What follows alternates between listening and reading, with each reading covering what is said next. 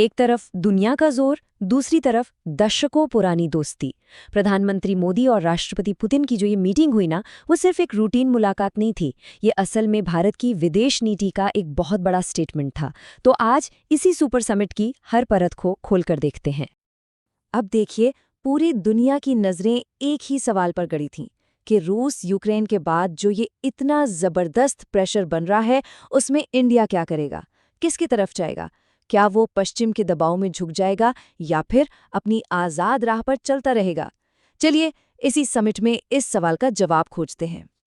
तो इस पूरी कहानी को समझने के लिए हमने इसे 6 हिस्सों में बांटा है। सबसे पहले देखेंगे कि दुनिया के प्रेशर का जवाब कैसे दिया गया। फिर उन 25 समझौतों की बात करेंगे जिन्होंने इस दोस्ती को और पक्का किया। ऊर्जा और डिफेंस में क्या कमाल के फैसले हुए ये भी देखेंगे। और हाँ, डॉलर को बाईपास करने का क्या प्लान है और कैसे एक गीता की तोहफे ने जियोपॉलिटिक्स में हलचल मचा दी। और आखिर में सबसे जरूरी बात, इस सबसे दुनिया को क्या मैसेज गया। तो चलिए सबसे पहले उस माहौल को समझते हैं जिसमें ये 23वीं सालाना बैठक हुई। ये कोई आम बैठक नहीं थी, दांव पर बहुत कुछ लगा था। मीटिंग की शुरुआत में ही प्रधानमंत्री मोदी ने एक लाइन में सब कुछ साफ कर दिया। उन्होंने कहा, हमारी दोस्ती ध्रुव तारे की तरह अटूट है। अब ये सिर्फ अच्छी बातें नहीं थी। रूस को सिर्फ एक पार्टनर नहीं बल्कि हर मौसम का साथी कहना, ये सीधा सीधा वेस्टर्न प्रेशर को एक जवाब था। लेकिन जैसा मैंने कहा, ये दोस्ती सिर्फ बातों और बयानों तक ही नहीं रुकी। नेताओं ने इन शब्दों को जमीन पर उतारा, ठोस एक्शंस के साथ। 25 से भी ज्यादा। अब ये सिर्फ एक नंबर नहीं है। जरा सोचिए, इसका मतलब क्या है? इसका मतलब है कि दोनों देशों के बीच सहयोग कितना गहरा और कितना फैला हुआ है। इन समझौतों ने दोस्ती की एक बिल्कुल नई और मजबूत नींव रख दी। और ये भी देखें कि ये सहयोग किन किन एरिया में हो रहा है। Defence, energy, trade, connectivity, technology, tourism, कोई भी अहम सेक्टर छोड़ा नहीं गया है। ये एक सोची समझी स्ट्रैटेजी है रिश्तों को हर लेवल पर मजबूत करने की।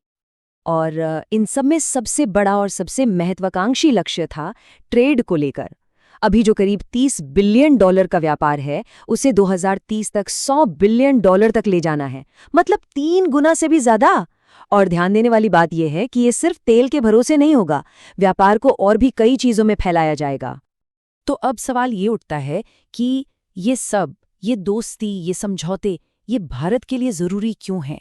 ये सीधे सीधे भारत के सबसे बड़े राष्ट्रीय हितों को कैसे सुरक्षित करते हैं? इसे ऐसे समझिए, पूरी दुनिया में एनर्जी की कीमतें आसमान छू रही हैं। हर देश परेशान है। ऐसे में रूस से ये गारंटी मिलना कि भारत को तेल और गैस की सप्लाई कभी नहीं रुकेगी, ये एक बहुत बहुत बड़ा सुरक्षा कवच है। ये सीधे हमारी आर्थिक स्थिरता को पक्का करता है। बात सिर्फ तेल गैस की नहीं है, न्यूक्लियर एनर्जी में भी साथ मिलकर बड़े कदम उठाए जा रहे हैं। पहला तो ये कि कुडनकुलम प्लांट का काम और तेजी से पूरा किया जाएगा, और दूसरा, भविष्य के लिए 6 और नए न्यूक्लियर रिएक्टर लगाने पर भी बात शुरू हो गई है। ये भारत के क्लीन एनर्जी के सपने के लिए एक जबरदस्त बूस्ट है। अब डिफेंस की बात करते हैं, और यहाँ एक बहुत ही दिलचस्प और बड़ा बदलाव आया है। पहले क्या होता था? भारत रूस से हथियार खरीदता था, एक बायर था। अब क्या हो रहा है? अब भारत रूसी टेक्नोलॉजी से हथियार बनाएगा, एक मेकर बनेगा। ये मेक इन इंडिया की तरफ एक बहुत बड़ा कदम है। इस बात की अहमियत को समझने के लिए जरा सोचिए। सालों तक भारत को अपने रूसी फाइटर जेट्स या टैंक्स के छोटे छोटे पुर्जों के लिए रूस का इंतजार करना पड़ता था। इससे हमारी सेना की तैयारी पर असर पड़ता था। अब वो निर्भरता खत्म।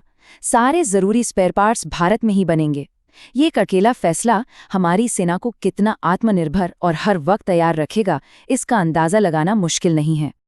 डिफेंस और एनर्जी तो ठीक है, लेकिन दोनों देश मिलकर एक और बड़ा काम कर रहे हैं, अपने फाइनेंशियल सिस्टम को बदल रहे हैं। और ये एक बहुत ही बड़ा रणनीतिक कदम है। भारत का रुपे कार्ड और रूस का मिल कार्ड, इन दोनों पेमेंट सिस्टम को आपस में मिलाया जा रहा है। इसका सीधा मतलब ये है कि अब दोनों देश डॉलर को बीच से हटाकर सीधे रुपए और रूबल में ट्रेड कर पाएंगे। यानी अमेरिकी डॉलर पर निर्भरता कम और पश्चिमी प्रतिबंधों का असर भी कम। ये फाइनेंशियल आज़ादी की तरफ एक बड़ा कदम है।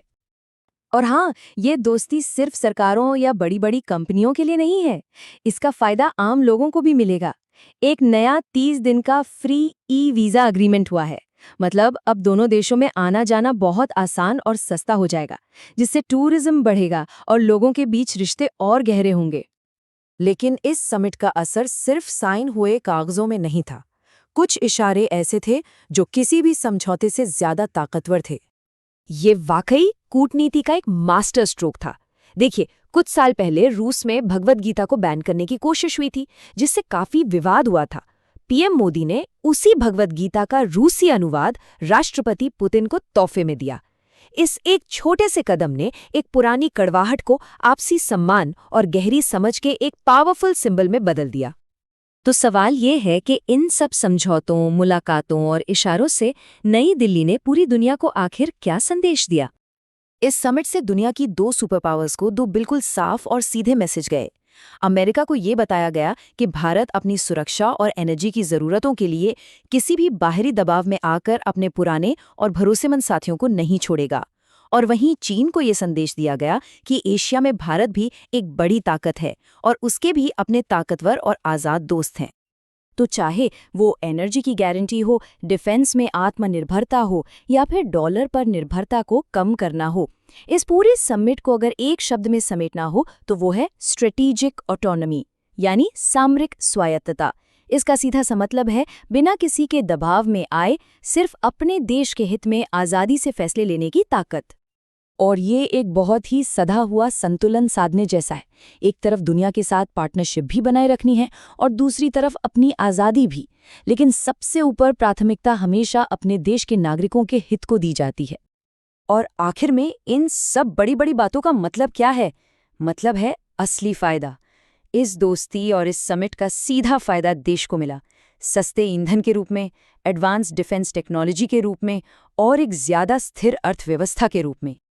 तो ये सब हमें एक आखिरी और बड़े सवाल पर लाकर छोड़ देता है। दुनिया में आज नए नए ग्रुप्स बन रहे हैं, पुराने रिश्ते परखे जा रहे हैं। ऐसे में क्या भारत और रूस की ये अटूट दोस्ती आने वाले वक्त में दुनिया की शक्ल तय करने में एक बड़ा रोल निभाएगी? शायद हमने 21वीं सदी की जियोपॉलिटिक्स का एक बहुत ही अहम मोड़ अभी-अभी देखा है।